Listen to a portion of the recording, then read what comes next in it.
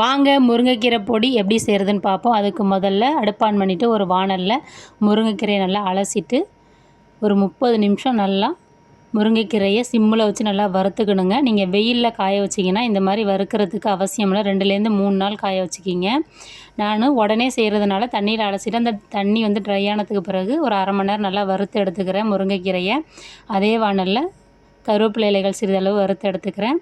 அதே வாணலில் 1/4 கப் கடலைப்பருப்பு, 1/4 கப் வெள்ளை உளுந்து, நீங்கள் தோலோடு வேணாலும் சேர்த்துக்கலாம், தோல் இல்லாத வேணாலும் சேர்த்துக்கலாம். 1 டீஸ்பூன் ஜீரகம், 1 டீஸ்பூன் மிளகு, காரத்திற்காக காஞ்ச மிளகாய் நான் 6 மிளகாய் ஆட் பண்ணுறேங்க. நீங்கள் உங்கள் காரத்திற்கு தகுந்த மாதிரி ஆட் பண்ணிவிட்டு காரத்திற்கு தகுந்த மாதிரி கூடவோ குறைச்சவோ ஆட் பண்ணிக்கலாங்க. நான் இன்றைக்கி முருங்கைக்கீரை வந்து 5 கப் 250 ml கப்பால் அமுக்கி எடுத்துருக்குறேங்க. நீங்கள் உங்கள் அளவுக்கு தகுந்த மாதிரி எடுத்துக்கோங்க. இப்போ இதெல்லாம் நல்லா ஆறட்டும்.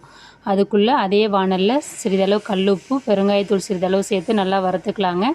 அதையும் ஆட் பண்ணிவிட்டு நல்லா ஆற விடுங்க. ஆற விட்ட பிறகு நீங்கள் நல்லா ஒரு 80% பவுட்ரு பண்ணால் போதுங்க. ரொம்ப நைஸாக இருக்கணும்னு அவசியம் கிடையாதுங்க. இப்போ நான் மிக்ஸி ஜாருக்கு ட்ரான்ஸ்ஃபர் பண்ணி எல்லா வறுத்த பொடியையும் பவுட்ரு பண்ணி எடுத்துக்கிறேங்க. இப்போ பாருங்கள், நல்லா பவுட்ரு பண்ணி எடுத்துட்டேன். முருங்கைக்கீரை வந்து நம்ம டெய்லியும் ஒரு ஸ்பூன் வந்து இட்லி, தோசை, சாதத்தில் சாப்பிட்றப்ப நல்லெண்ணெய் கூட சேர்த்து சாப்பிடுவோங்க. ரொம்ப டேஸ்ட்டாக இருக்கும். நம்ம உடம்புக்கு அயன் சத்து அதிகமாக கொடுக்கக்கூடியதுங்க. இரும்பு சத்து மாத்திரை முழுங்குறவங்களாம் இதை சாப்பிட்டிங்கன்னா மாத்திரையே முழுங்க தேவையில்லைங்க. சூப்பரான முருங்கைக்கீரை பொடி தயார்.